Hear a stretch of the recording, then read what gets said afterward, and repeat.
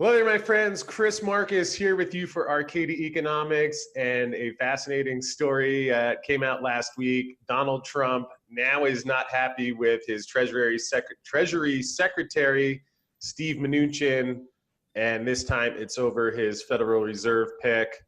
Fascinating. Certainly, we've heard Trump ratchet up his criticism of the Fed, where he thinks they're raising interest rates too quickly, and that's going to put a damper into the stock rally that has been going on pretty much until a month or two ago, over the last 10 years, basically.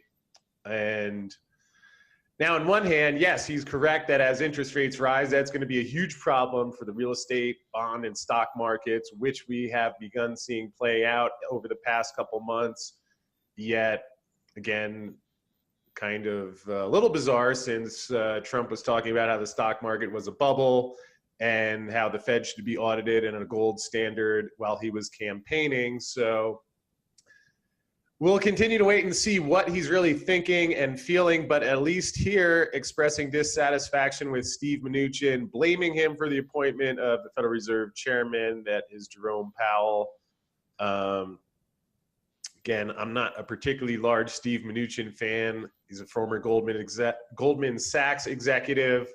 If you listen to Bix Weir, Bix boils it down and goes as far as to say that the way the markets work today, if Steve Mnuchin wants the Dow Jones at this level or gold or silver at that level, that, again, he was head of IT for Goldman Sachs, and that he has the ability to just push a button and that's the outcome we get.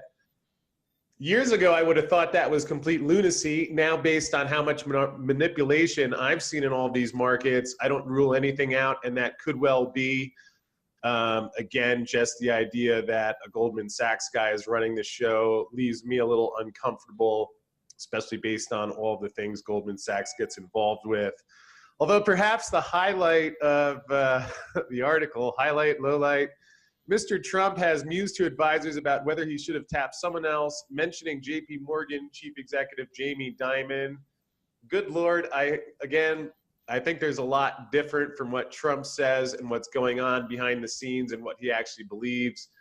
But, geez, if he really would want to have Jamie Dimon as the Treasury Secretary is a scary thought.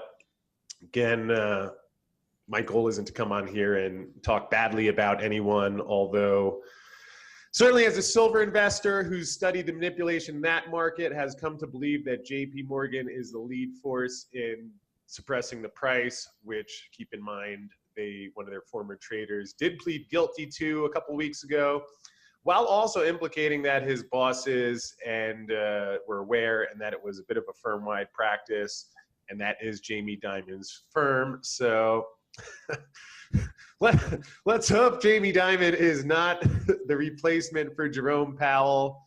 But we'll see how this goes. But again, just interesting. I wonder what's really going on with Trump continuing to bash the Fed. Maybe he really doesn't like them. And if that's the case, how about an audit? How about just disbanding the whole criminal organization? Maybe that's wishful thinking, but we will see how it goes. And if we have a new Fed chairman soon. So hit that subscribe button, and I'll see you again soon.